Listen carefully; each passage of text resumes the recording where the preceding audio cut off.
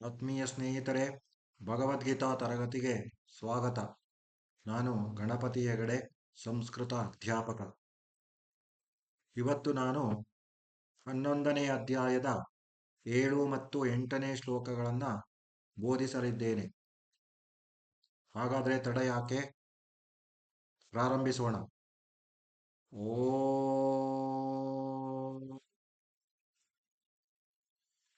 ಶ್ರೀ ಪರಮಾತ್ಮನೇ ನಮಃ.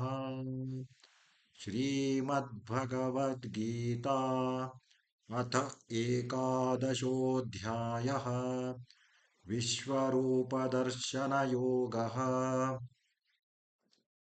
इहैकस्थं जगत्कृत्स्नं पश्याद्य सचराचरं मम देहे गुडाकेश यच्चान्यद् द्रष्टुमिच्छसि.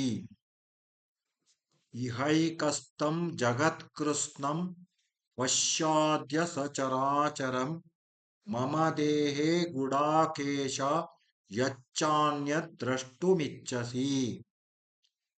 इहैकस्थं जगत्कृत्स्नं पश्याद्य सचराचरं मम देहे गुडाकेश यच्चान्यद् द्रष्टुमिच्छसि.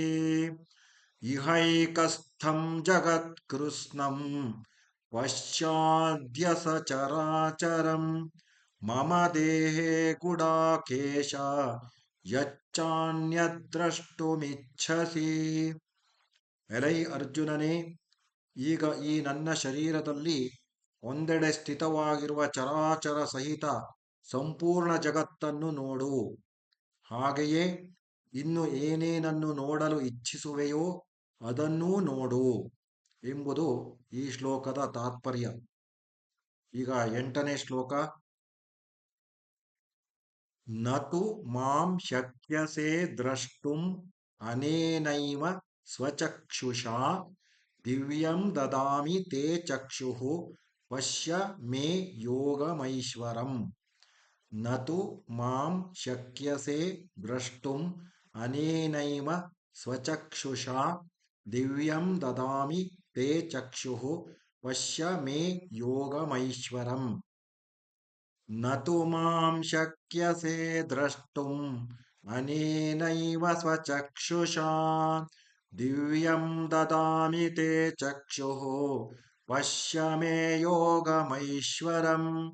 ನತು ಮಾಂ ಶಕ್ಯಸೆ ದ್ರಷ್ಟುಂ ಅನೇನೈವ ಸ್ವಚಕ್ಷುಷಾ ದಿವ್ಯಂ ದದಾಮಿ ತೇ ಚಕ್ಷುಃ ಪಶ್ಯ ಮೇ ಯೋಗಮೈಶ್ವರಂ. ಆದರೆ ನೀನು ನನ್ನನ್ನು ಈ ನಿನ್ನ ಚರ್ಮಚಕ್ಷುಗಳಿಂದ ಖಂಡಿತವಾಗಿ ನೋಡಲಾರೆ. ಆದ್ದರಿಂದ ನಾನು ನಿನಗೆ ದಿವ್ಯ ದೃಷ್ಟಿಯನ್ನು ಕೊಡುತ್ತೇನೆ. ಅದರಿಂದ ನೀನು ನನ್ನ ಈಶ್ವರೀ ಯೋಗ ಶಕ್ತಿಯನ್ನ ನೋಡು ಎಂಬುದು 8ನೇ ಶ್ಲೋಕದ ತಾತ್ಪರ್ಯ. ಸ್ನೇಹಿತರೆ, ಯಾರ್ಯಾರು ನನ್ನ ಈ ಯೂಟ್ಯೂಬ್ ಚಾನಲಿಗೆ ಸಬ್ಸ್ಕ್ರೈಬ್ ಆಗಿಲ್ಲ, ದಯಮಾಡಿ ಆಗಿ ಲೈಕ್ ಮಾಡಿ, ಶೇರ್ ಮಾಡಿ, ನನ್ನನ್ನು ಪ್ರೋತ್ಸಾಹಿಸಿ, ಇದರ ಲಾಭವನ್ನು ಪಡೆಯಿರಿ. ಪ್ರತಿನಿತ್ಯ ಭಗವದ್ಗೀತೆ ಶ್ಲೋಕಗಳನ್ನು ಕಲಿಯಿರಿ ಅಂತ ಹೇಳ್ತಾ, now I will tell English meaning. ಇಹೈಕಸ್ಥಂ ಜಗತ್ಕೃತ್ಸ್ನಂ ಪಶ್ಯಾದ್ಯ ಸಚರಾಚರಂ ಮಮ ದೇಹೇ ಗುಡಾಕೇಶ ಯಚ್ಚಾನ್ಯತ್ ದ್ರಷ್ಟುಮಿಚ್ಛಸಿ.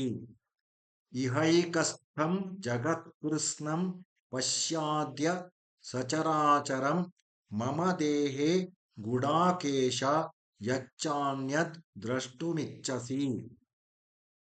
ಇಹೈಕಸ್ಥಂ ಜಗತ್ಕೃತ್ಸ್ನಂ ಪಶ್ಯಾದ್ಯ ಸಚರಾಚರಂ ಮಮ ದೇಹೇ ಗುಡಾಕೇಶ ಯಚ್ಚಾನ್ಯದ್ ದ್ರಷ್ಟುಮಿಚ್ಛಸಿ.